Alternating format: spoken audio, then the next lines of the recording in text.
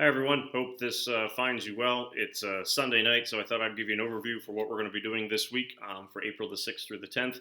Keep in mind, it's actually a 4-day week for you. You do not have school this Friday, with that being the Friday before Easter. So you have your abbreviated spring break here with Friday, Saturday, Sunday, and then Monday of the following week. Wanted to kind of just run through some things with you. We're focusing on Student Congress. Everyone took care of midterm exam last week, so thank you for that. Thank you for your efforts with the whole remote learning and taking midterm. I know it's a little different from how we normally would do it, and maybe not the smoothest way or the ideal way, but we were able to make it work. Everything this week is going to be with Student Congress, and by no means are you presenting your speeches yet this week. It's still kind of explaining and running through prep for it, but we'll kind of focus on what is going to be due so far as assignments for you from a prep. For this week, there's really two things that I need you to do by Thursday. And so there's not going to be a daily assignment for Monday, Tuesday, Wednesday, Thursday, but there's two things that I need you to do for Thursday. First, and I'll kind of jump ahead here, I'm going to take a look at this one down here. For your authorship speech, I need you to choose a date for it, a sign up. So if you take a look in Google Classroom, and I have the remote learning folder up for April the 6th through the 9th, you'll see that the first assignment, and it does say due April the 9th, the first assignment is speech signups. And really, I just need you to complete a sign up here for me. And once you do your sign up, you're getting 3 points. So it's, certainly worth your while. But it's just a Google sheet. And if you go into here, you'll see that there are 3 dates that are available: Tuesday, Wednesday, Thursday, April 14th, 15th, and 16th. All I need you to do is type your name into one of those spots. Remember, there are 13 of us. So, and it doesn't mean that 4 in all of them and then 1 floating around somewhere. We could have 3, 5, and 5. Makes no difference. And the order means absolutely nothing. All I want you to do is just let me know what day you are going to ultimately submit your Student Congress bill speech, your authorship speech. And what's going to happen is you're going to be recording this. So I'll certainly be talking to you about this in a little bit more detail. And that's one of the reasons why I want to do a Zoom meeting on Monday morning during our normal third period to kind of explain all of this stuff to you. But you're just going to choose a date to submit that speech by. When you'll see down here then that there is the speech submission. In here, there is already the rubric, and I don't need you to do anything with the rubric, but by me attaching the rubric, all of you have now a rubric that I can write on and mark up and return to you, and this is where you will submit either your video recording or a YouTube link or something if you posted it somewhere or whatever, but that's where you're going to be submitting your speech to me. So that's the first thing I need you to do by Thursday. The second thing is you're going to complete what's called a 5-argument organizer.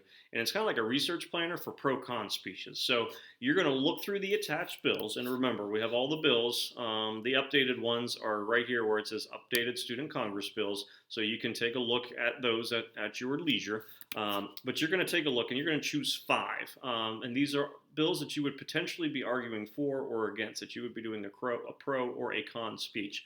This is not a guarantee that you're going to do a pro or con speech for any of those bills, but it's just the idea that you're kind of giving it some thought. So when you take a look at it, you're going to choose 5 bills, and then you're going to write down at least 3 reasons why you would be in favor or against the bill. You can go up to 5, but I want you to do at least 3, and then you're going to provide a source that would kind of support that argument why you'd be in favor or against it. So in that way, it's very similar to what you did for the research planner. So when you take a look at the 5-argument organizer, it's set up as a Google Doc. All of you have a copy that is shared to you. But it simply just looks like this. So you would be typing in the bill at the top where it says Bill 1. This doesn't mean that you have to do the first bill, but what would be your first bill that you're looking at, and then you're going to highlight whether you're going pro or con. So highlight that for me. Put it in boldface so I can tell are you pro or con, and then what would be 3 examples that you're for or against it, and then you can give 4th and 5th if need be, and then you get points for having a source. And again, just like we did before with the research planner, that source can go into Noodle Tools. So you should have at least 5 additional sources going into Noodle Tools. You should have 10 sources in total for Student Congress, and that's even before you're actually starting to write your own speech down. So come up with what would be 5 bills. You can do a mix of pro and con. I don't need 5 pro, 5 con. but I just need you to choose 5 bills, and then you decide whether you would be for or against those 5. You could be in favor of all of them. You could be against all of them. It can be a mixture. That is totally up to you. So you're just going to submit that by Thursday. Again, very much like your research planner. Pretty much everything else is going to be you preparing for your speech then. There is a speech planner that I have for you also attached to Google Classroom, and you can see the due date for that Student Congress Speech Planner is April the 14th, so that's Tuesday of next week. And so again, there's a copy of your speech planner. What you're going to do is turn in the speech planner and then also assign a works cited page with it as well. So you can fill this out.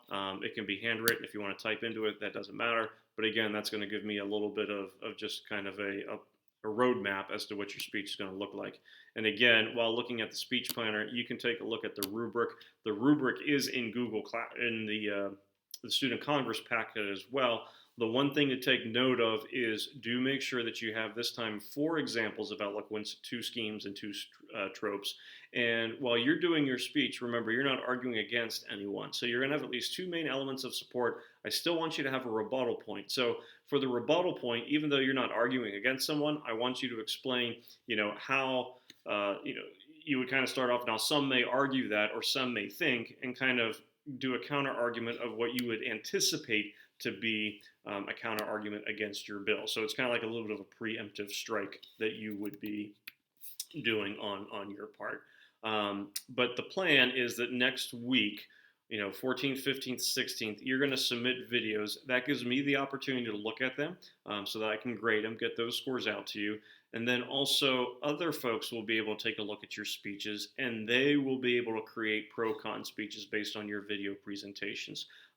Potentially, and I have to kind of decide for sure, the potential requirements is that I would want you folks to come up with 3 pro-con speeches of whichever bills that you want, and then come up with 6 questions. I think the questions we'll probably do through like a discussion thread, and the pro-con speeches would be something that we would be able to record. But we can talk about that, through Zoom and email and whatnot, moving forward. But that's how things are pretty much shaping up. So this week, it's solely going with Student Congress. So make sure you sign up for a date for your speech. And again, that's not going to be a live presentation. It's you recording it. It's just a date that you would submit it by. So a date submission for your Student Congress speech, and then the 5 argument organizer, your pro-cons, you're going to be submitting that this week as well by Thursday. Of course, you can turn it in early. No problems with that. All right. I hope everyone's doing well. Stay safe and, try to enjoy spring break that's going to be coming up here in a little bit. I know the situation's a little bit different, but enjoy those moments that you have with family when you get an opportunity to go outside, get some sun, do it. I work out here and on pretty much my porch every day, just to try to stay away from being cooped up in a bedroom or an office. So, if you can, try to get outside a little bit. Remember, if you're going out in public, make sure mask, social distancing, all of those things. Thank you for your efforts last week. I miss seeing you guys. Certainly, remote learning is it's an interesting game, but I definitely prefer seeing you folks in the classroom. But stay safe, stay well, and we'll talk to you later.